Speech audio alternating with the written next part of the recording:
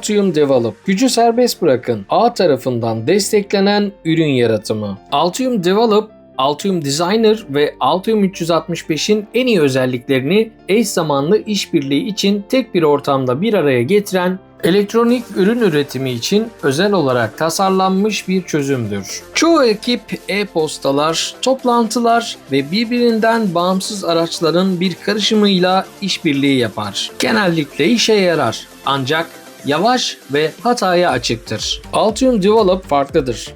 Bütün işbirlikçileri tek bir çatı altında toplar. Tüm işbirlikçiler işin işleyişini ve yaratım sürecini takip ederek geri bildirimlerde bulunur ve hatayı minimuma indirir. Videonun açıklamalar kısmında bulunan bağlantıyı kullanarak Altium Develop'a erişin ve denemekten çekinmeyin.